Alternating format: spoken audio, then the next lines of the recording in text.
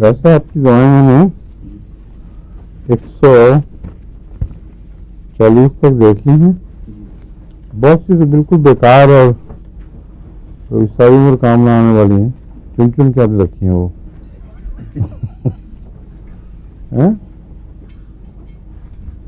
نہ کبھی میں نے استعمال ساری عمر کی، نہ پڑھنے کے بعد ان میں کوئی دلچسپی پیدا ہوئی، کیونکہ ان کے اندر کوئی امتیازی علامتیں موجود ہی نہیں ہیں. تک بازی کے لیے وہ نہ لگے 50 دوائیں ناکام ہوں تو پھر ان کی باری آئے گی. تو اگر کبھی اتفاق سے ہو، اگر ضرورت پڑ جائے تو ان کو منگوایا جا سکتا ہے. مگر میرا نہیں خیال کہ کوئی بھی ان میں سے ایسی ہے جو اس لائق ہو کہ اس کو ہر آدمی ذہن میں رکھے ہر وقت. وہ میں نے نشان ڈال دی ہیں، آپ سے ڈسکس کر لوں گا. بعض ہیں جو کم استعمال ہونے والی مگر ہوتی ہیں، وہ ضرور رکھنی چاہیے. مگر بے وجہ کسی نے کوئی سجیسٹ کر دی، کسی نے کوئی سجیسٹ کر دی، وہ سب میٹیریل میڈیکا نے اکٹھی کر دی ہیں، خاص طور پر بورک نے. اور اکثر کی طرح نہ دھیان جاتا ہے، نہ کسی کو یاد ہوتی ہیں. ٹھیک ہے. اور کچھ ایسی ہیں جو ہمارے پاس ہیں. جی مجھے بتایا اسلم صاحب نے، وہ ابھی یہ بات کر رہے تھے. اصل میں نے وہ سیفٹی کی تھی جو میرے پاس وہاں پہ تھی. نہیں، آپ سے بات ہوئی تھی. جی ہمارے بارے آپ نے کہا تھا ہاں وہ بھی شامل کر لی ہیں، وہ دیکھ لی ہیں، وہ شامل وہ ذہن میں رکھ کر کی ہیں. ہم ایک دوسرے کو سمجھ نہیں سکے اصل میں. ہاں. اب کچھ دوائیں ہیں جو میں بعض پڑھا چکا ہوں، بعض شاید نہیں ہوں، لیکن جو پڑھائی ہیں ان کے متعلق بھی میرا خیال ہے کہ بعض شاید نکات ایسے تھے جو اہم ہیں مگر رہ گئے، پڑھا نہیں سکا. یا ویسے بھی اگر ان کی دہرائی ہو جائے تو اچھی بات ہے. اور اہم دوائیں ہیں، ملتی جلتی بعض اثر رکھنے والی. مثلا ہائیڈروسائنک ایسڈ ہے، ہائیڈروفوبینم ہے، اور ہائیڈروکوٹائل. اسی طرح ایک دوائی ہے ہورا، اس کا نام ہے، یہ ہائیڈروکوٹائل سے ملتی جلتی ہے. تو یہ 2 گروپس لے لیے ہیں میں نے، ہائیڈروفوبینم، ہائیڈروسائنک ایسڈ، ہورا اور ہائیڈروکوٹائل. اسی طرح بعض نئی دوائیں آج لے کے آیا ہوں جو چھوٹی موٹی ہیں لیکن وقت پر کافی کام آنے والی ہیں. ان میں ٹاکسیلون بھی ہے ایک دوا، آپ نے بھی لکھی ہوئی ہے اس میں.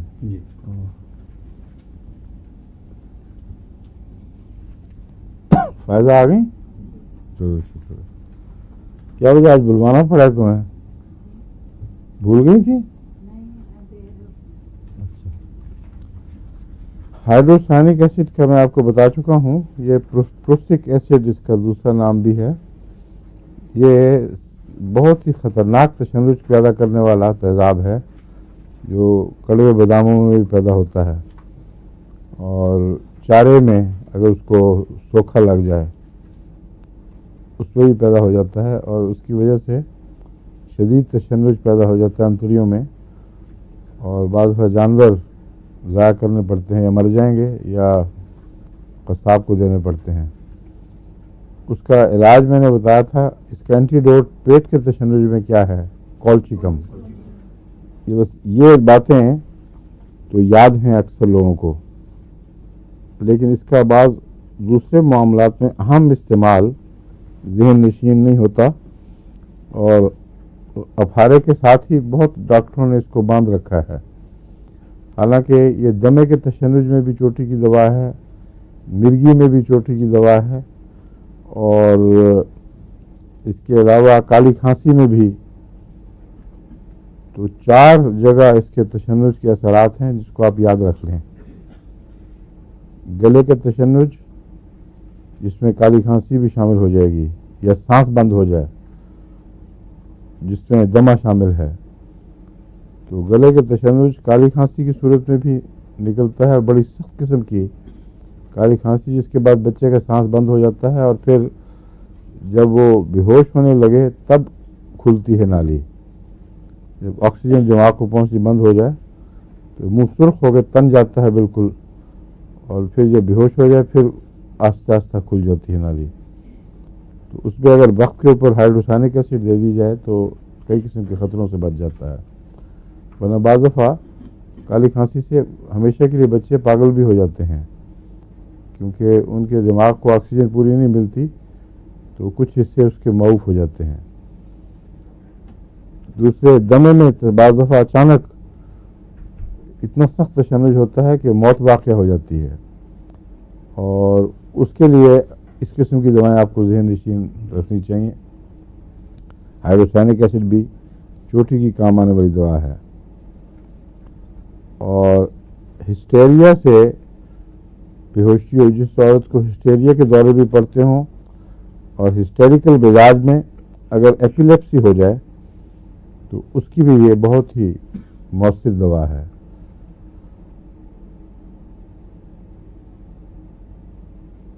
اور کلاٹ کے بغیر یا ایسے کلاٹ کی وجہ سے جس کا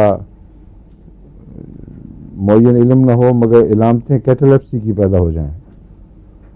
کیٹالیپسی دماغ کو تشنج کی وجہ سے خون پہنچتا ہے اور پھر وہیں ٹھہر جاتا ہے اور بہت چہرہ سرخ ہو جاتا ہے, بے ہوش ہو جاتا ہے مریض, پھر اس کی یادداشت رہ جاتی ہے اور بعض دفعہ مستقل نقصان پہنچتا ہے, بعض دفعہ آہستہ آہستہ پھر یادداشت واپس آتی ہے. اس کی علامتیں میں پہلے آپ کو سمجھا چکا ہوں اچھی طرح تفصیل سے, کیٹالیپسی نام کے ساتھ. ہائیڈروسینک ایسڈ بھی کیٹالیپسی کی دواؤں میں سے اہم دوا ہے.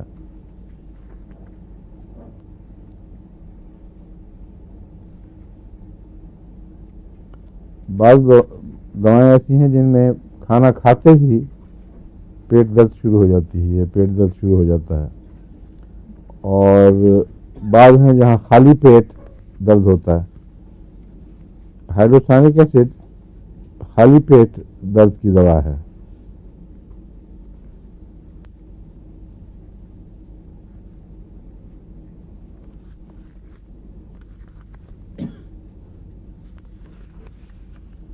دوسری ہے ہائیڈروفوبینم.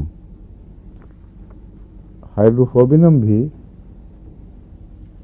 تشنج کی بہت اہم دوا ہے, کیونکہ سانس کی نالی کی تشنج کی, کیونکہ ایک ہلکائے کتے کے پاگل پن کے زمانے کا تھوک ہے جس سے یہ دوا بنائی گئی ہے. Saliva of the rabid dog, saliva of rabid dog, اس کے تشنج کا روشنی سے بہت تعلق ہے اور پانی سے بھی. پانی دکھائی دے تو تشنج ہو جاتا ہے, روشنی ہو تو تشنج, تیز روشنی میں تشنج ہو جاتا ہے. اور اس قسم کا مریض پانی کا ایک گھونٹ بھی نہیں بھر سکتا.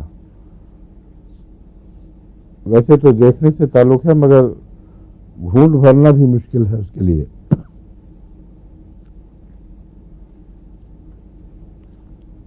اس کا جو تھوک ہے وہ بھی ایک پہچان ہے, کیونکہ ہائیڈروکوٹائل میں تو تھوک کا لیسدار اور سخت دھاگوں کی صورت میں ہونا وہ ضروری نہیں, بلکہ کوئی نشان اس کی نشانیوں میں ملتا ہی نہیں ذکر اس کا.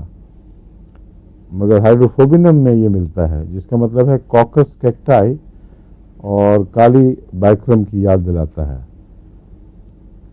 آپ کو میں نے بتایا نا, کالی بائکرم اور کوکس کیکٹائی لمبے تھوک کے دھاگے جو مضبوط دھاگے ہوں, فوراً ٹوٹے نہ, ان دو دواؤں کی خاص علامت ہے. ہائیڈروفوبینم میں بھی یہ چیز پائی جاتی ہے.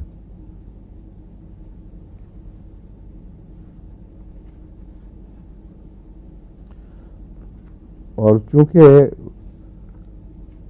نگلنا مشکل ہے اس لیے نگلنے کی کوشش ہر وقت کرتا رہتا ہے مریض, مگر بغیر کچھ کھائے, بغیر منہ میں کچھ رکھے یا پانی پیے اس کو محسوس ہوتا ہے کہ کوئی دقت ہے یہاں, اس لیے وہ کھانے کی نالی کو چلانے کی خاطر ہر وقت کوشش کرتا ہے نگلوں میں. اور جھاگ بھی ایسے مریضوں کے منہ میں آتی ہے.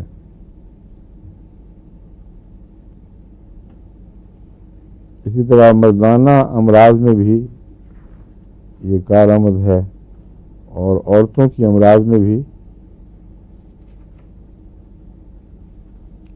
خاص طور پر جب پرولیپسس کا احساس ہو، جیسے کہ رحم ڈھلک گیا ہے اور اس کی وجہ سے اور دردیں اور تکلیفیں روزمرہ کے معمول میں دخل انداز ہوں، اس میں بھی ہائیڈروفوبینم ایک اچھی دوا ہے.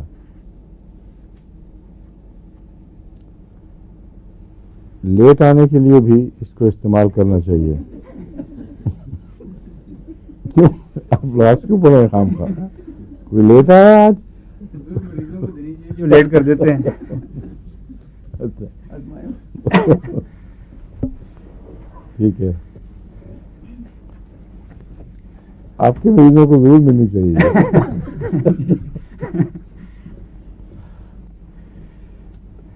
ہائیڈروکوٹائل. ہائیڈروکوٹائل ایک ایسی دوا ہے جو کوڑ کے لیے بہت ہی مؤثر ہے، لیکن وہ کوڑ جس میں ناسور جا بجا ہو گئے ہوں اور زخم ہوں، ان میں ہائیڈروکوٹائل کام نہیں آتی، بلکہ ابھی جلد کے اوپر کوڑ کے آثار ہیں، کچھ سیاہی آنی شروع ہو گئی ہے، کچھ اور بعض آثار ہیں جو ڈاکٹر چیک کر کے پتہ کر لیتے ہیں کہ کوڑ ہے.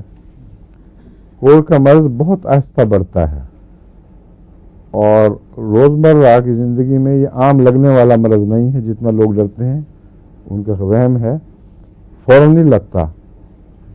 اس لیے بعض ملک جو کوڑ میں مشہور بھی ہیں وہاں لوگ جاتے ہیں، آتے ہیں، ان کو وہاں روزمرہ کے مسافر بھی کرنے پڑتے ہیں لوگوں سے، اور بسا اوقات بعد میں پتہ چلتا ہے کہ کوڑ تھا.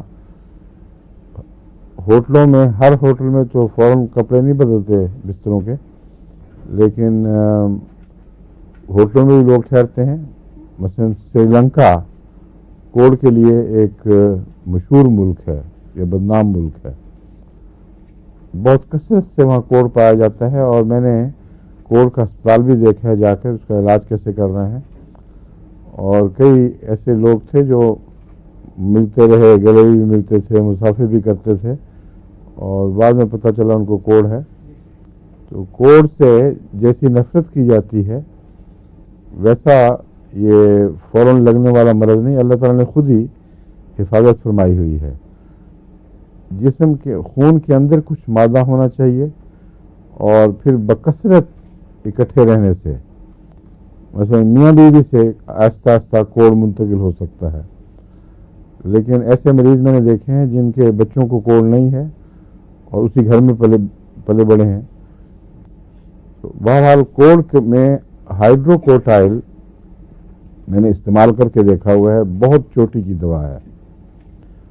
کم کیسز آئے ہیں کیونکہ ہوتے ہی کم ہیں، مگر خدا کے فضل سے ہائیڈروکوٹائل نے ہمیشہ نمایاں فرق ڈالا ہے، بعض میں تو بالکل شفا ہو گئی ہے مکمل. اسی طرح لیوپس جو جلد کی بیماری ہے، جس کے متعلق ایلوپیتھ عموماً کہتے ہیں کہ اس کا علاج نہیں ہے. کئی قسم کی شکلیں اس کی ہیں، اس میں جسم میں خارش اور زخم بھی پڑ جاتے ہیں. ایک علامت لیوپس کی یہ ہے کہ جلد تنگ ہو جاتی ہے، اور آہستہ آہستہ لگتا ہے کہ تنگ کپڑا موٹے بدن نے پہنا ہوا ہے. اس جلد کی تکلیف میں جس کو جو لیوپس کی ایک قسم ہے، اس میں ہائیڈروکوٹائل بہت مفید ہے. اور ایک اور دوا بھی ہے جو میں بھی آپ کو بعد میں بتاؤں گا.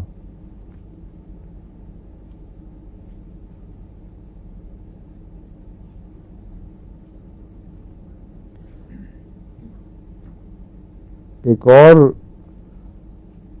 چیز جو بہت ہی خطرناک بیماری عام پھیل رہی ہے آج کل انگلستان میں تو بہت کثرت سے ہے، رحم کی گردن کا کینسر، سروائکل کینسر کہتے ہیں اس کو. اس میں جو ماہرین ہیں کینسر کے وہ کہتے ہیں اس کا کوئی علاج نہیں. وہ کہتے ہیں اگر اس کو رحم کو نکال بھی دو ایک دفعہ سروائکل کینسر بیٹھ جائے، جگہ بنا لے، تو پھر اس کا کوئی علاج نہیں ہے. اس لیے آج کل روٹین چیکس بہت کیے جاتے ہیں یہاں. ہر تیسرے سال ایک دفعہ اس کو دیکھا جاتا ہے. اگر شروع میں پکڑا جائے تو اس کا علاج ہو جاتا ہے، لیکن ایک دفعہ جگہ اپنی جگہ بنا لے پھر علاج نہیں ہے. ہائیڈروکورٹائل اس میں چوٹی کی دوا ہے دردیں کم کرنے کے لیے، لیکن کینسر کی کیور ہائیڈروکورٹائل میں نہیں ملے گی. زیادہ ہو سکتا ہو لیکن لکھا ہوا نہیں ہے بہرحال. لیکن اس کی درد بہت خطرناک ہوتی ہے، اس میں ہائیڈروکورٹائل نمایاں اثر کرتی ہے. ایک دوا ہے جو اس کی کیور میں کام آ سکتی ہے، لیکن مجھے تجربہ نہیں، لیکن جو دوا مجھے یاد ہے جس طرح وہ اس کو ضرور مؤثر ہونا چاہیے، وہ ہے کاربو اینیمیلس.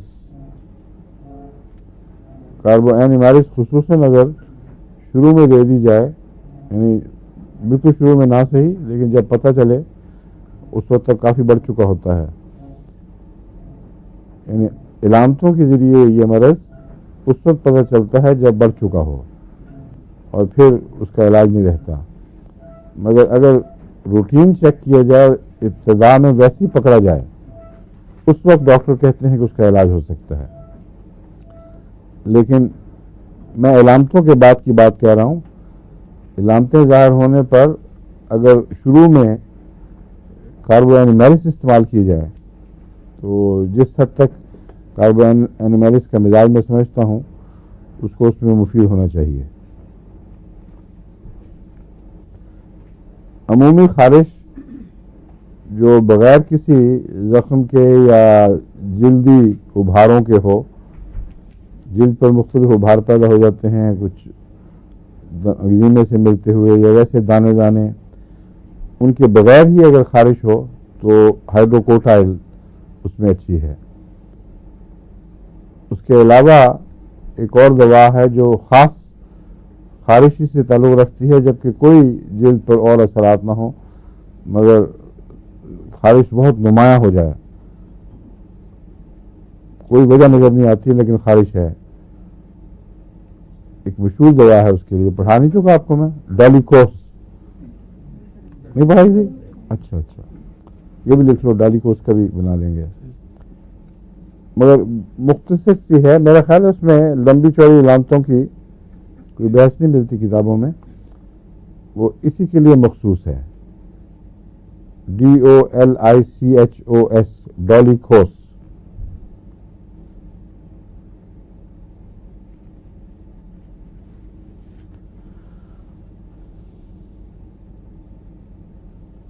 رحم کی گردن میں انفلمیشن ہو جائے، خواہ کینسر ہو یا نہ ہو، اس میں ہائیڈروکورٹائل فوراً دینی چاہیے، اس کے لیے بہت مفید ہے. اور اگر کینسر کا رجحان ہوا تو آپ اس مقام پر چیک ہو جاتا ہے. اگر رحم میں السریشنز ہوں اور سروائکل ریڈنس ہو، اگر لیڈی ڈاکٹر یا ایگزامن کرنے والا ڈاکٹر یہ بتائے کہ کوئی سوزش بھی ہے اور سرخی پائی جاتی ہے، اس سٹیج پر ہائیڈروکورٹائل خدا کے فضل کے ساتھ مؤثر علاج ہے. اور وہ آیا وہ کینسر پورا بن چکا ہے یا نہیں، میں تو نہیں جانتا، مگر ریڈنس اور کینسر کا رجحان ان دونوں کا جو رحم کی گردن سراہی کے ساتھ تعلق ہوتا ہے اس میں یہ مفید ہے.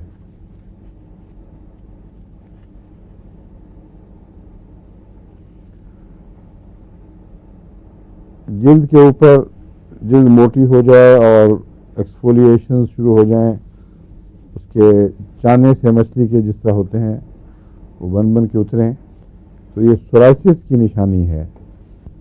اور سورائسس نہ بھی ہو تو بعض دفعہ یہ بعض مریضوں میں پائی جاتی ہے چیز.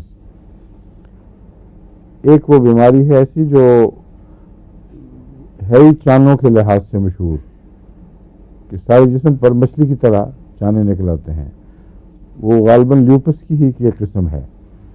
اس کا علاج میں نے سولائنم سے کیا ہوا ہے. سولائنم اونچی طاقت میں 1000 دے کر اور پھر اونچی دی، خدا کے فضل سے اس سے بالکل ٹھیک ہو گیا مریض.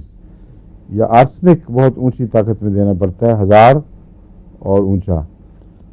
آرسنک میں بھی مچھلی کی طرح جلد کے اوپر چانوں کا ظاہر ہونا موجود ہے، اس کی پراپرٹیز میں، اس کی پراپرٹیز کو کیا کہتے ہیں، صفات میں،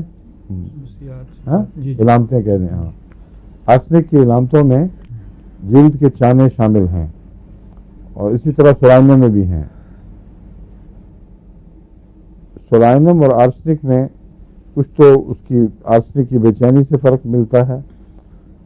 دوسرے، سولائنم میں بدبو جو ہے وہ اخراجات میں ہے نمایاں، لیکن سارے بدن سے بدبو نہیں آتی.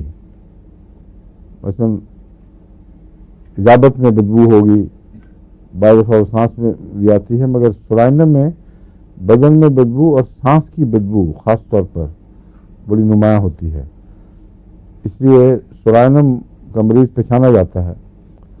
وہ جس کو میں نے یہاں بھی کئی کیسز کیے ہیں، وہ مریض جب آتا ہے پاس تو ابھی 2 گز پہ ہی ہو تو اس کی بدبو دھکا دینے لگتی ہے.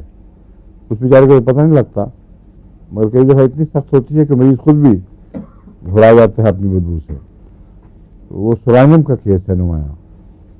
اور اگر ویسے منہ کی بدبو ہو، اتنا گہرا مرض نہ بھی ہو، تو اس میں جو عام روزمرہ کام کرنے والی دوا ہے وہ ہے رس گلابرا. منہ کی ہو یا بغل کی ہو یا پاؤں کی ہو، محض بدبو کی فکر کرنے کے لیے رس گلابرا بڑی اچھی اور مؤثر دوا ہے.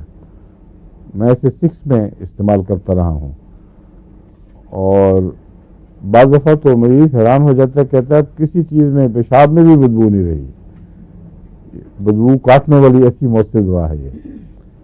تو عام طور پر ڈاکٹر یہ کتابوں میں تو غالباً 1x 2x 3x بتائی جاتی ہے، لیکن 6 میں نے دیکھی ہے، بہت مؤثر ہے.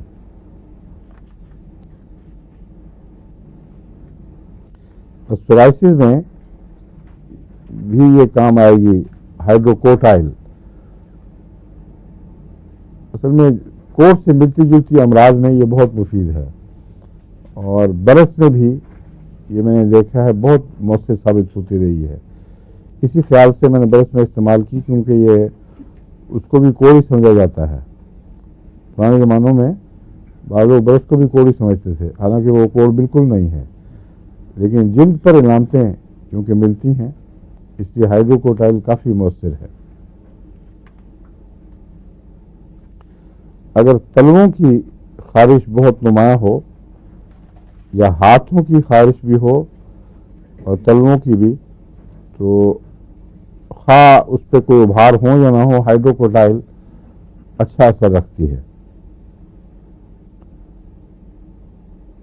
لیکن سورائسس اگر ہتھیلیوں پہ اور تلووں پہ ہو تو اس میں بھی یہ بہت مفید ہے. بعض مریض ابھی پیچھے بھی میرے پاس آیا تھا، اس کو یہی تھی تکلیف کہ ہتھیلیوں پہ سورائسس تھا اور تلووں پہ تھا. تو ہتھیلی اور تلووں کے سورائسس میں اور بھی ہیں، مگر یہ بہت نمایاں اثر رکھنے والی دوا ہے ہائیڈروکوٹائل. ورنہ اگر گرم ہو تو سلفر، اور ٹھنڈا ہو تو سولائنم 1000 طاقت میں دیا جائے وہ بھی مفید ہے.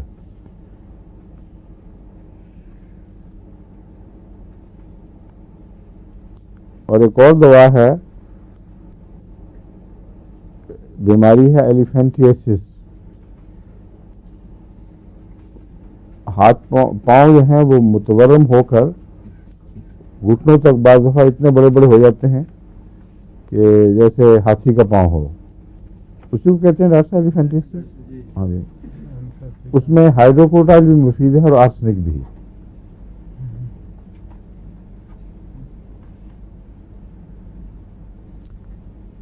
لیکن بعض دفعہ کیڑے کی وجہ سے وہ جسم، وہ پاؤں وغیرہ پھولنے لگتے ہیں، بہت بڑے ہو جاتے ہیں. عموماً اسی کی وجہ سے. ہاں، اسی کی وجہ سے. لیکن بعض دفعہ اس کے بغیر خون کی خرابی یا کلاٹنگ ہو جاتی ہوگی، مگر اصطلاحاً ایلیفینٹیسس اس کیڑے کے لیے کہتے ہیں. اس کے لیے جی. ہاں، اس میں تو سب سے مؤثر دوا جو کتابوں میں تو درج نہیں ہے اس حوالے سے، لیکن ہمارے ایک اس نے مولم نے وقف جدید کے مولم نے سندھ میں اپنے تجربے سے دریافت کی اور پھر مجھے لکھی اور پھر میں نے استعمال کروائی اور بالکل ٹھیک نکلی ہے. ہو سکتا ہے کہ بعض کتابوں میں درج ہو مگر میں نے تو اسی سے سیکھی تھی. ڈاکٹر نثار ہمارے ہندوؤں میں سے مسلمان ہوئے ہوئے بڑے مخلص اور اس اپنی قوم میں BA تک FA کے بعد تک تعلیم حاصل کر لی تھی جو عام طور پر ان قوموں میں نہیں پائی جاتی. وہ چونکہ ذہین بہت تھے, ابھی بھی ماشاءاللہ ہیں, ڈاکٹر ہیں, مگر وقف جدید میں نہیں ہے اب. انہوں نے وہاں کے تھر کے علاقے میں اس کو استعمال کیا, وہاں کیڑا پایا جاتا ہے اور سلیشیا 6X میں وہ دیتے تھے اور بالکل گھل کے پانی بن کے کیڑا نکل جاتا تھا. میرا خیال ہے بعد میں نے کسی کتاب میں بھی ذکر پڑا تھا یہی کہ اس میں سلیشیا بہت مؤثر ہے. افریقہ کے ڈاکٹروں کو میں بتاتا رہا ہوں, احمدیوں کو جو افریقہ میں رہتے ہیں, خاص طور پر معلمین وقف نہیں یعنی تحریک جدید کے معلمین, ان کو اس کا خطرہ رہتا ہے. جہاں تک مربیان ہیں ان کو تو پہلے سے ہدایت ہوتی ہے, وہاں کے جانے کے بعد ایڈمنسٹریشن بھی بتاتی ہے کہ جرابیں مضبوط پہنی رکھو اور ننگے پاؤں نہیں باہر جانا کانٹوں, کیونکہ اگر کانٹا چپ جائے ناخن کے اندر اور وہ انفیکٹڈ ہو تو ناخن سے شروع ہو جاتی ہے پھر یہ. اور اس کے لیے جب وہ پھول جاتا ہے پاؤں یا وہ جگہ جہاں بھی وہ کیڑا داخل ہوا ہے تو افریقن ڈاکٹر جو مقامی ہیں وہ کانٹے سے یا سوئی سے اس کیڑے کو چھید کر اس کے منہ کو لپیٹنا شروع کر دیتے ہیں اور جہاں لپیٹ کے چھوڑا بعض دفعہ وہ کئی 100 گز لمبا ہوتا ہے, وہاں اس کو باندھ کے رکھ دیا, پھر اگلے دن آئے پھر وہاں سے شروع کیا لپیٹنا. اگر وہ ٹوٹ گیا تو پھر گیا, پھر وہ اور جگہوں پہ پھیل جاتا ہے سب جگہ. اگر وہ ٹوٹے بغیر نکلا ہے تو پھر اس سے نجات مل جاتی ہے. تو بہت ہی تکلیف دہ, بہت ہی ایک ڈراؤنی بیماری ہے سلیشیا 6X. جتنے کیسز میرے علم میں آئے ہیں وہاں تھرگ میں, افریقہ کی طرف سے تو رپورٹیں نہیں ملی مگر وہاں تو قطعی طور پر یہ چند دن کے اندر یا بعض دفعہ 1 مہینے کے اندر اندر اس کو پگھلا دیتی ہے. پورا کیڑا پگھل کر سوراخ میں سے باہر نکل کے پانی بن کے بہ جاتا ہے. تو اس لیے یہ بہت افیکٹو دوا ہے, بہت ہی اہم دوا ہے ایلیفینٹیسس کے لیے. لیکن یہاں کتابوں میں ہائیڈروکوٹائل کو اس میں نمایاں طور پر اس بیماری سے متعلق دکھایا گیا ہے. اگر وہاں وہ کام نہ آئے سلیشیا, میرے خیال میں تو آئے گی, تو پھر یہ بھی کوشش کرنی چاہیے, اس کو بھی دے کے دیکھنا چاہیے. عام طور پر کتابیں اس کو چھوٹی پوٹینسی میں ہی بتاتی ہیں, 1 سے لے کے 6 تک, لیکن میں نے اس کو 30 سے ہائیڈروکوٹائل کو 30 سے 200 تک استعمال کیا ہے اور 200 میں بھی بہت ہی مؤثر پایا ہے. اس لیے بعض ڈاکٹر یوں احتیاطاً چھوٹی بتا رہے ہوتے ہیں, آپ اونچی جا کے دیکھ سکتے ہیں, اور جو چھوٹی پوٹینسی میں کام کرے گی وہ اکثر اونچی میں بھی کرتی ہے.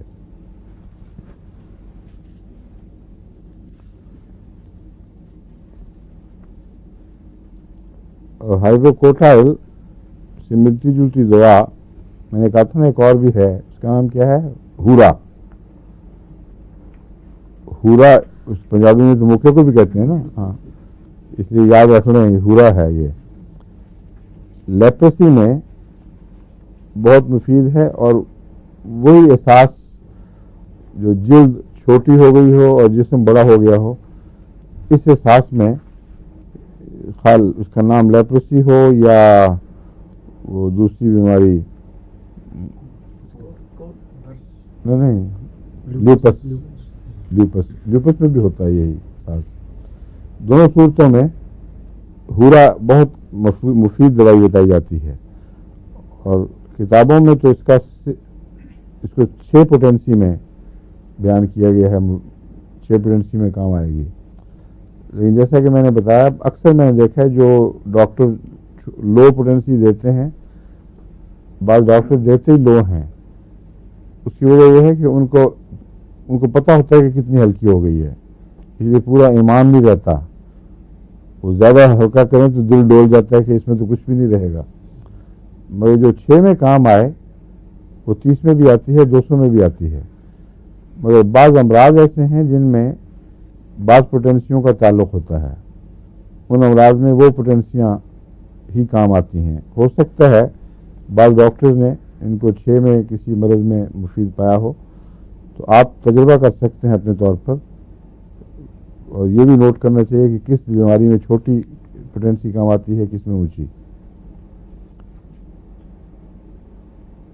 اور جو اس قسم کی دوائیں ہیں جو لیپرسی وغیرہ میں کام آنے والی، کچھ یاد ہے کسی کو؟ ہاں جی، اب وہ تو بتا دیا تھا. ہائیڈروکوٹائل اور ہورا، یہ 2 دوائیں ہیں. اس کے علاوہ بھی ایک دوا ہے جو عام طور پر استعمال ہوتی ہے، یاد ہے کسی کو؟ مدورا. ہاں نہیں بتائیے. اچھا، میڈورا یا میڈورا پڑھیں گے غالباً اس کو. میڈورائنم تو نہیں ہے یہ؟ No, not at all. Nothing to do with that. MADURA. میڈورا. اب سب میڈورائن سمجھ رہے تھے؟ No.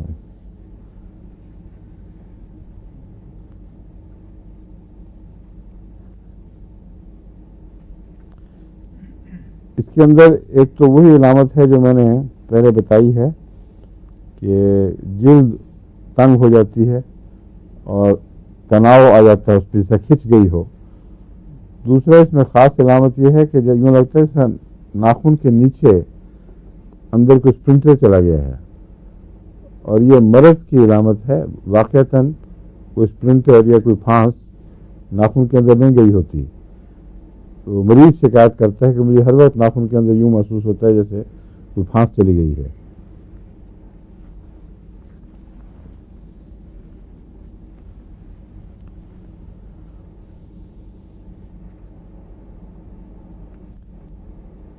ایک دوا ایسی ہے جس کا تعلق گردوں سے اور پیشاب سے ہے، اور پیشاب گردے کی بیماریوں وغیرہ سے ہے، لیکن زیادہ استعمال نہیں ہوتی، بلکہ میں نے بھی کبھی استعمال نہیں کیا آج تک.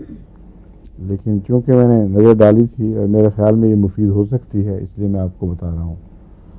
اس کا نام ہے ہائیڈرینجیا.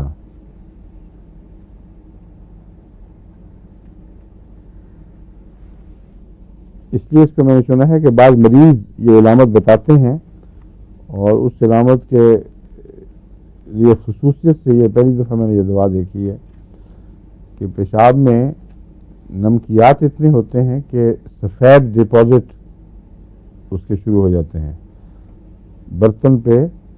کموڈ میں بھی اگر جب ایسے مریض بار بار پیشاب کریں تو کناروں پر سفید جیسے نمک جم گیا ہو، جیسے سمندر کے پانی خشک ہو تو سفید سے نمکیات جمتے ہیں. یہ اس کی خاص علامت ہے. ایک درخت ہے غالباً 7 باکس کہتے ہیں اس کو، اس سے یہ بنائی گئی ہے. اور اس علامت کے بعد ہر قسم کی گردے کی تکلیفوں میں یہ مفید بتائی جاتی ہے. خون میں پیشاب ہو، پتھریاں ہوں، چھوٹے چھوٹے وہ کنکر سے نکلیں، یا جیسے وہ پیدا ہو جاتے ہیں نا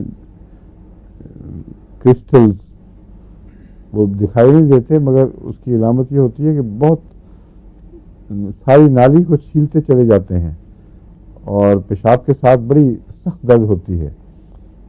یہ کرسٹلز لائکوپوڈیم میں بھی ملتے ہیں، بہت سرخ پیشاب اور کرسٹلز.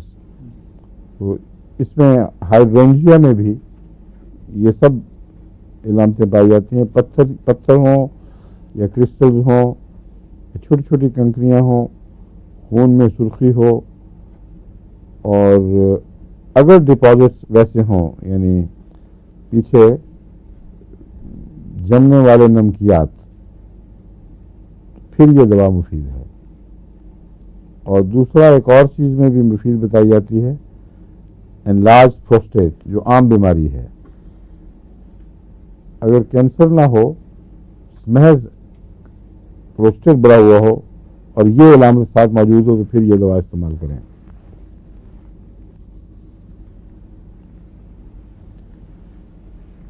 دل کے مریض اکثر بڑھتے جا رہے ہیں دن بدن، دل سے مراد ہے ڈاکٹری مریض، ویسے مریض نہیں۔ ویسے دل کے مریض کم ہو رہے ہیں دنیا میں، پتہ ہے آپ کو کہ نہیں؟ دونوں باتوں کا علم ہے۔ ایک ہوتا ہے دل کا ظاہری مریض، جس کا دل کا جو ٹکڑا لوتھڑا ہے وہ بیمار ہو جاتا ہے، اور ایک ہے دل کا مریض جس کو رومانٹک ہو اور اس قسم کی باتیں اور پھر محبت کے قصے، یہ مریض جو لوتھڑے والے ہیں یہ تو بڑھ رہے ہیں، وہ کم ہو رہے ہیں دنیا میں۔ درست ہے یا غلط ہے؟ ہوگا؟ آپ بتائیں، مردوں والی بات کا سوال ہے۔ لگتا ہے احمدی میں کم ہو رہے ہیں۔ اچھا، مجھے لگتا ہے احمدی میں زیادہ ہو رہے ہیں، دوسروں میں کم ہو رہے ہیں۔ اس کی وجہ یہ ہے کہ جو حقیقت میں دل کے تعلق کے معاملات ہیں، ان میں پاکیزگی پائی جاتی ہے، اور خدا سے تعلق کے لیے انسان کو یہ جذبہ بخشا گیا ہے تاکہ انسانی تجربے کو رفتہ رفتہ اللہ کی طرف منتقل کیا جائے، سمجھے ہیں؟ اور جہاں پاکیزگی، یہ دل کا تعلق اٹھ جائے اور محض حیوانی جذبات کا کام کریں، وہاں دل کے معاملات ختم ہو جاتے ہیں، وہ چیز ہی اور ہے۔ غالب نے اس زمانے میں بھی محسوس کیا تھا کہ کچھ رجحان بگڑ رہا ہے، تو اس نے کہا تھا کہ حرب الحوث نے حسن پرستی شیار کی، اب آبروئے پیشہ اہل نظر گئی۔ ایک زمانے میں اہل نظر سے مراد، اس میں تعریفی کلمہ استعمال کیے، اب ہے نظر باز، اور اہل نظر جن کو ذوق نظر ہو، تو کہتا ہے ان کی آبرو اب ختم ہو گئی ہے، اب تو بلحوث لوگوں نے یہ پیشہ اختیار کر لیا ہے۔ اس زمانے میں دیکھیں اس نے کیسی باریک نظر سے انہیں فرق محسوس کیا تھا۔ اب حضرت مسیح موعود علیہ الصلوۃ والسلام کے ایک شعر میں ایک ایسی لطیف بات ہے جس کی طرف کبھی کسی کو خیال نہیں گیا میرے علم میں اب تک، وہ اس مضمون سے تعلق رکھتی ہے، اس لیے میں نے جان کے بات چھیڑی ہے۔ حضرت مسیح علیہ السلام فرماتے ہیں کہ جو کچھ بتوں میں پاتے ہو اس میں وہ کیا نہیں۔ ابھی بڑا غور والا شعر ہے، سوائے ایک بہت ہی پاکیزہ دل والا عارف باللہ ہو اور کوئی یہ شعر کہہ نہیں سکتا۔ بتوں میں تو لوگ جو آج کل پاتے ہیں وہ خدا میں ہو ہی نہیں سکتا، سمجھے ہیں؟ ناممکن ہے کہ خدا میں وہ چیز ڈھونڈ لیں جو لوگ بتوں میں پاتے ہیں۔ اور حضرت مسیح موعود علیہ الصلوۃ والسلام کا اتنا دل پاک ہے اور توجہ محبت کے تعلق میں ایسی محبت کی طرف ہے کہ وہ بتوں کی طرف بھی یہی منسوب کر رہے ہیں۔ کہتے ہیں جو کچھ بتوں میں پاتے ہو اس میں وہ کیا نہیں، محبت ہی چاہیے نا تمہیں، اور محبت کے انتہائی لطیف مراحل خدا کے رستے میں طے ہوں گے، اور جو محبت کا لطف خدا سے مل سکتا ہے وہ دنیا کے کسی بت میں نہیں نظر آئے گا۔ تو اس مضمون کی خاطر میں نے آپ کو یہ بات سمجھائی تھی۔ دل کے وہ جو مریض جو ڈاکٹری طبی دنیا کے مریض ہیں، ان میں ان کے لیے ہیماٹوکسیلون بھی مفید ثابت ہو سکتی ہے، اور اس کی نمایاں علامت یہ ہے انجائنا کی دوا دراصل، بعض لوگ کہتے ہیں لگتا ہے کہ چھاتی پہ سل رکھ دی ہے کسی نے. یہ دل کے مریضوں کی طرز بیان ہوتی ہے. اس میں اکثر یا کہتے ہیں جیسے کوئی لمبی بار لوہے کی وہ چھاتی کے اوپر یوں پوری پھیلا دی ہے. یہ علامت خاص طور پر ہیماٹوکسیلان میں ملتی ہے.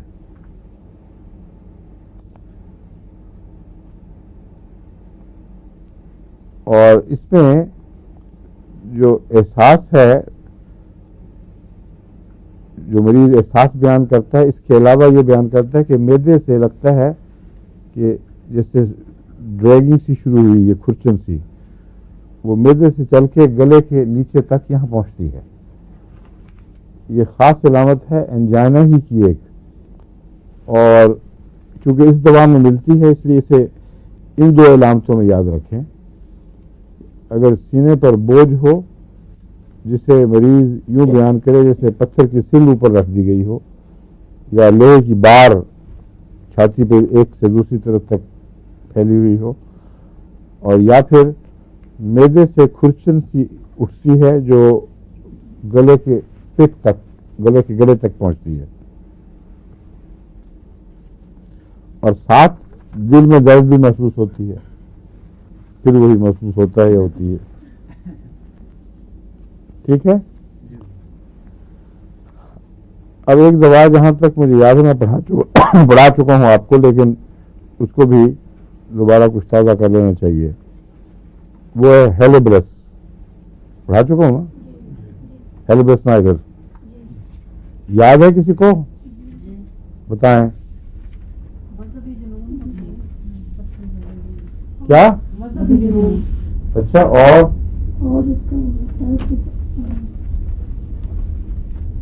مذہبی جنون تو نہیں ہوتا، ہیلیبرس ہوتا ہے، تھوڑا بہت ہوتا ہوگا، مگر اصل جو ہے اس میں نہیں، غم.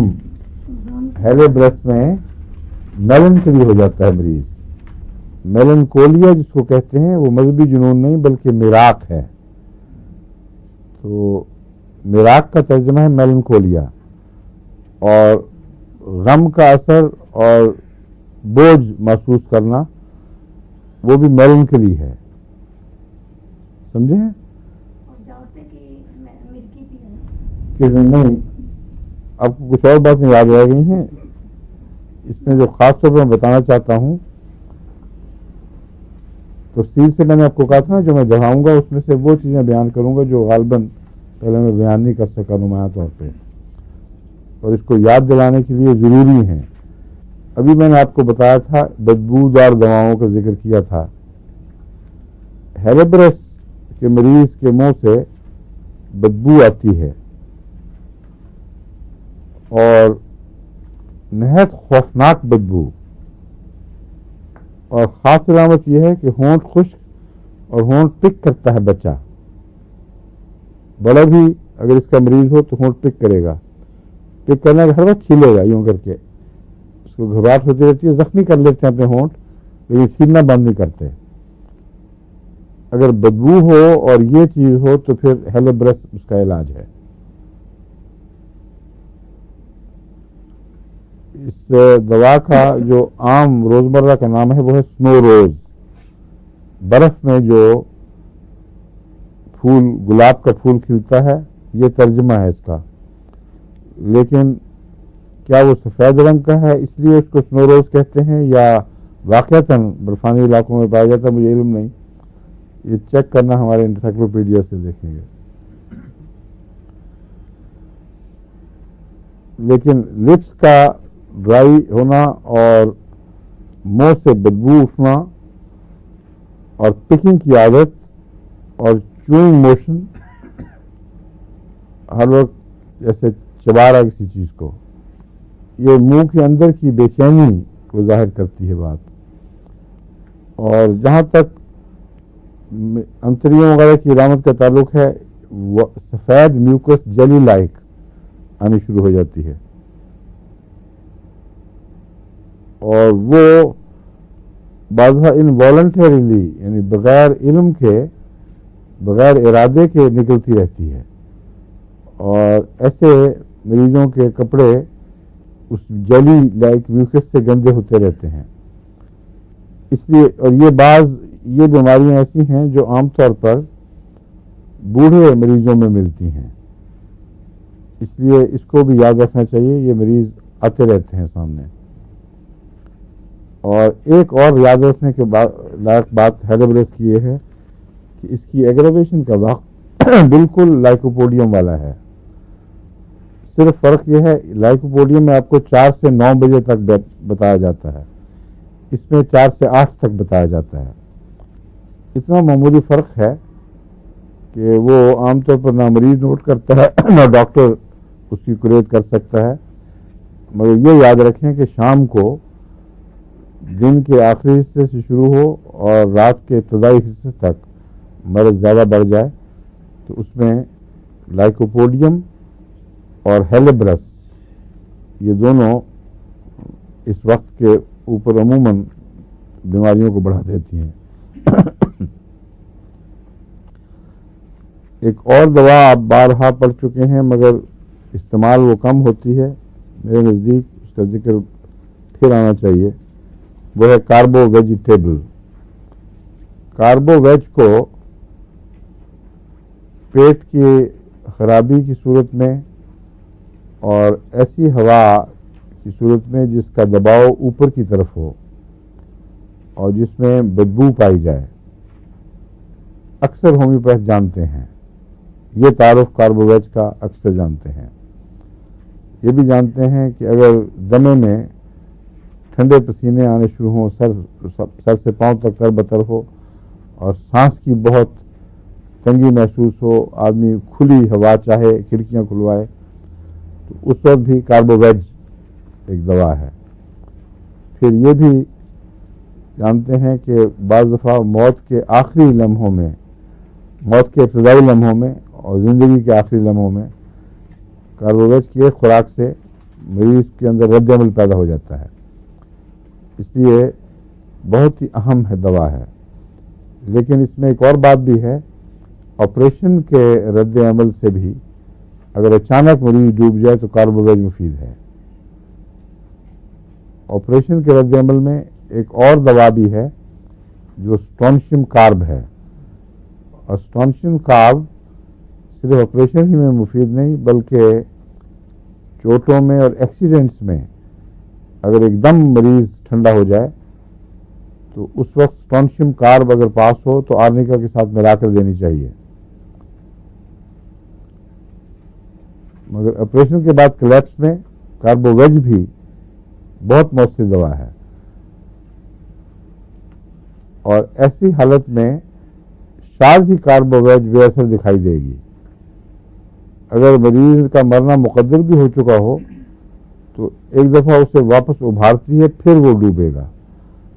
اور اگر اس کا بچنا تقدیر میں ممکن ہو تو پھر وہ سنبھل جائے گا اور عام طور پر اپنی نارمل زندگی کی طرف لوٹ آئے گا. لیکن کوئی ٹیکہ, کوئی دل کو سنبھالنے والا جادو اس سے زیادہ مؤثر نہیں ہے. کاربو ویج اس میں بہت مفید ہے. اب دوسری باتیں جو عموماً کاربو ویج کے ساتھ منسوب نہیں کی جاتی نمایاں طور پر اور یاد رہنی چاہیے کیونکہ اس کا زیادہ استعمال ہونا چاہیے میرے خیال میں. ان میں ایک تو عمومی جسم ہے, وہ جسم جو موٹا ہو اور اس میں فلیبینس پائی جائے اور حرکتوں میں سستی ہو, یہ کاربو ویج کا جسم ہے. عام طور پر مضبوط جسم والوں میں یہ کام نہیں آتی, مگر جو کرائسس میں نے بتائے ہیں ان میں ہر جسم میں کام آتی ہے. اس لیے وہ میں نے الگ بتا دیے ہیں آپ کو. ان علامات میں تو جسم کو دیکھے بغیر آپ مرض کی نوعیت کے لحاظ سے کاربو ویج استعمال کر سکتے ہیں. لیکن اگر مریض کا علاج ہونا ہو تو اس میں جسم کو بھی دیکھا جاتا ہے. تو کاربو ویج کا مریض جو مثالی مریض ہے وہ موٹا اور سست, اور اس کے خون کی رفتار بھی سست ہوتی ہے.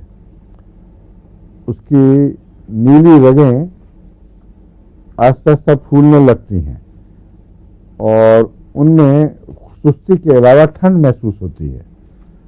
بس اگر نیلی رگوں میں ٹھنڈا خون دوڑے اور خطرہ ہو کہ ویریکوس وینز ہو جائیں گی اور ہو بھی جائیں تو کاربوویج اس کا علاج ہے.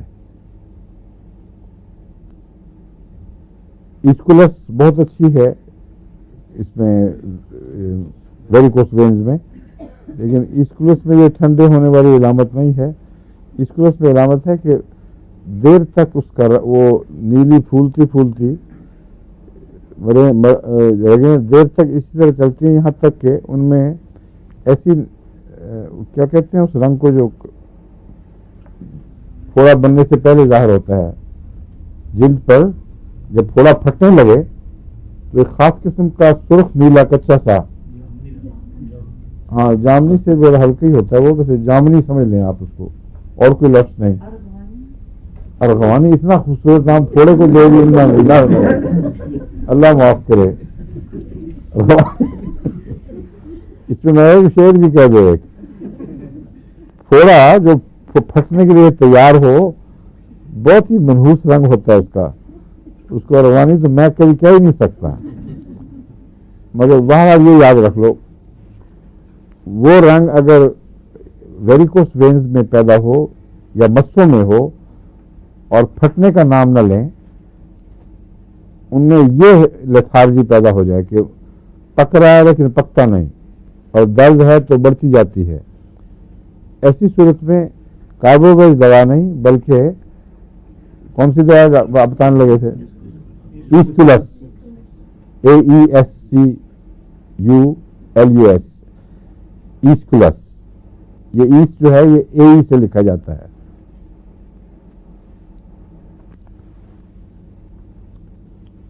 کاربوویج میں چونکہ یہ علامت ہے کہ جسم خون معلوم ہوتا ہے آہستہ دوڑ رہا ہے رگوں میں، اب واقعتاً دوڑتا ہی نہیں، یہ تو کسی ہومیوپیتھ نے جو ناپ کے نہیں دیکھا رفتار کو، لیکن مریض یہ بتاتا ہے اور دیکھنے سے بھی معلوم ہوتا ہے کہ اس کے خون میں جیسے گندی نالی ہو جاتی ہے اگر پانی آہستہ چلے اس میں، اس طرح اس نالی میں جماؤ سے نیلے رنگ کی کہ ابھار پیدا ہونے شروع ہو جاتے ہیں اور ٹھنڈ کا احساس ہے.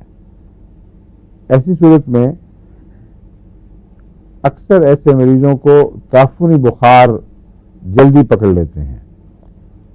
ٹائیفائڈ بھی اگر ہو اور یہ علامت ہو تو کاربوویج علاج ہے اس کا، اور گہرے تعفنی بخارات میں کاربوویج چوٹی کا اثر رکھنے والی دوا ہے، یعنی اینٹی بایوٹک دواؤں کے طور پر اس کو آپ بے تکلف استعمال کریں. اگر یہ علامتیں ہوں تو اس میں طاقت ہے خدا کے فضل سے کہ اینٹی بایوٹک کا اثر کرے اور زیادہ تیز اثر کرتی ہے.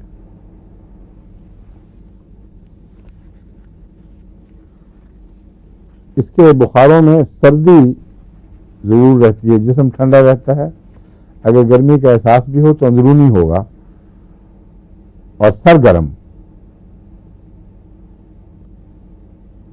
سارا جسم ٹھنڈا ہو جائے گا، سرگرم، اور بعض ماتھا بھی تھوڑا سا جسم کے عام درجہ حرارت سے اونچا رہتا ہے. درجہ حرارت ہاتھ لگانے سے محسوس ہو جاتا ہے کہ اتنا سا حصہ ایسا ہے جس میں ابھی کچھ جان باقی ہے، اور اس وقت بھی اگر منہ میں اس کے مریض کے دوا ڈال دیں تو بظاہر وہ مر چکا ہوتا ہے لیکن ابھی مرا نہیں ہوتا، تو رفتہ رفتہ سارا جسم گرم ہونے لگ جاتا ہے اور سانس چل پڑتا ہے.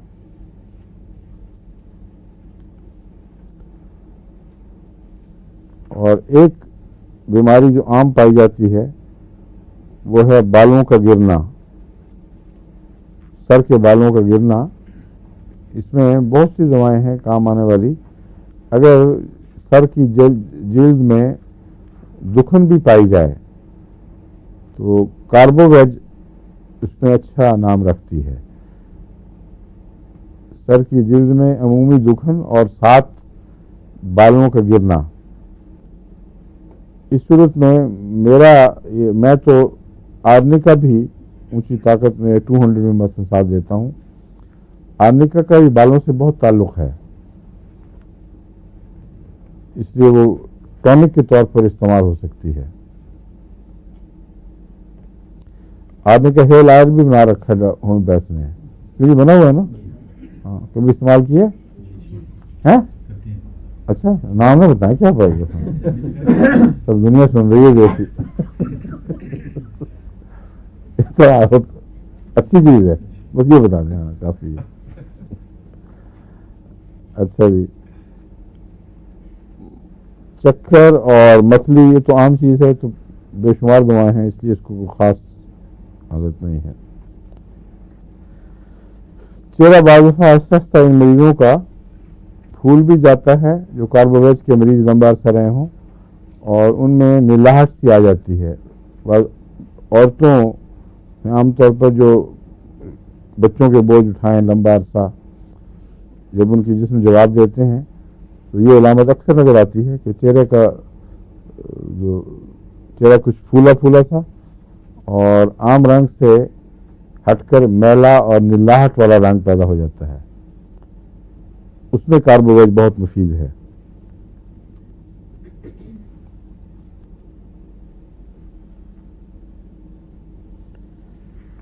کانوں کی بیماریوں میں بھی اگر اس میں مواد بدبودار ہو یہ اچھی دوا ہے. ایک اور چیز کاربوویج کی یاد رکھنے کے لائق یہ ہے کہ روزمرہ کی نکسیر جو روزانہ ہی پھوٹے اس میں کاربوویج بہت اچھی ہے. نکسیر میں نے جو استعمال کر کے دوائیں استعمال کر کے دیکھی ہیں ان میں ایک نیکٹرمیور مفید پائی ہے, ملی فولیم مفید ہے, فاسفورس مفید ہے, مگر وہ نکسیر جو روزمرہ کا دستور بنا لے اس میں کاربوویج ضرور دینی چاہیے. اور اسی سے ملتی جلتی چیز جو بیان کی جاتی ہے ناک کے اندر ویریکوس وینز ہو جاتی ہیں جس کا مطلب ہے کہ ناک کی جھلیوں میں جو خون کی رگیں ہیں خاص طور پر وریدیں نیلے خون والی رگیں ان میں خرابی پیدا ہوتی ہے, ناک کے اندر بھی وہ پھٹتی ہیں تو اس سے بلیڈنگ ہوتی رہتی ہے. مگر لڑکوں میں آیا یہ ہے وہی وجہ ہے یا اور یہ میں ابھی معین طور پر نہیں کہہ سکتا مگر کاربوویج مفید ضرور ہے اس میں. منہ کا تو بہت ہی برا حال ہوتا ہے. کاربوویج مریض جو اپنے مرض میں پورا بڑھ چکا ہو اس کے منہ کا ستیہ ناش ہو چکا ہوتا ہے. ہر قسم کی بدبوئیں جو مسوڑے ہیں وہ دانت چھوڑ دیتے ہیں, چھوٹے چھوٹے ایفتھی سفید سفید رنگ کے چھالے یا زبان کے اوپر یا دانتوں کے کناروں پر, غرضی کے پائوریا بڑا سخت قسم کا پائوریا جو ہے وہ بہت ہی بےہودہ بیماری ہے. بیماریاں تو سبھی بےہودہ ہوتی ہیں مگر اس کے یہ مریض جس گلاس میں پانی پیتا ہے آگے بھی پھیلاتا رہتا ہے. اس لیے پائوریا کے مریضوں کو خود احتیاط کرنی چاہیے. ان کو اپنے گلاس الگ رکھنے چاہیے یا اگر کسی دعوت پہ جائیں بھی تو کاغذ کے گلاس استعمال کر لیں ورنہ اپنا گلاس الگ کروا دیں. اس کو خصوصیت سے صاف کرنا. پائوریا کا زہر دوسرے کی طرف منتقل ہوتا ہے اور منہ سے بدبو اور دانت ڈھیلے ہو کر پھر گر جاتے ہیں سب کے سب. اور بعض لوگوں کو جب پائوریا کا علاج نہ ہو صحیح تو دانت نکلوانے کے بعد بھی رہتا ہے. یہ خیال غلط ہے کہ بتیسی نکال دو تو پائوریا ہٹ جائے گا. اندر جگہ جو جراثیم بنا لیں وہ چھوڑتے نہیں پھر. اس لیے پائوریا میں اس کو ضرور یاد رکھیں کاربوویج کو. مرکسول بھی اچھی دوا ہے, کاربوویج بھی ہے اور بھی کئی دوائیں میں آپ کو پہلے شاید بتا چکا ہوں مگر کاربوویج میں خاص طاقت ہے پائوریا کے خلاف کام کرنے کی. میں نے ایک نسخہ بنایا ہوا تھا روا میں, اس میں کاربوویج بھی تھی, مرکسول بھی, اب مجھے یاد نہیں 2-3 اور دوائیں رکھی ہیں اس میں. سبھی بھی تھی آپ کسے پتا لگا میں نے بھی استعمال کیا نسخہ جی ہے نسخوں میں. اچھا پھر ٹھیک ہے, آپ نے استعمال کرا کے دیکھا ہے؟ اچھا جی ٹھیک ہے. ٹھیک ہے.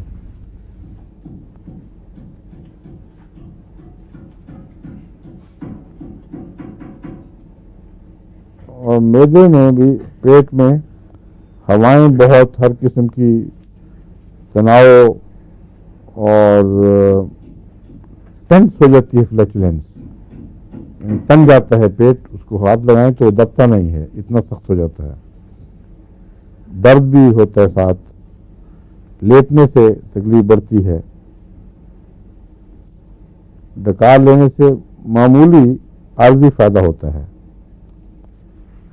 اور جب ہوا کی تکلیف بڑھ جائے، آخری منٹ چل رہا ہے بس، جب ہوا کی تکلیف بڑھ جائے تو دمے کی تکلیف بھی بڑھ جاتی ہے، تو اس کو دمے کے ساتھ بھی یاد رکھیں کہ پیٹ میں ہوا کا تناؤ ہو اور دموی مریض ہو تو اس کے لیے بہت تکلیف دہ بن جاتا ہے، کاربوویج کی چند خوراکیں اس میں مفید ہیں، باقی انشاءاللہ اگلی دفعہ۔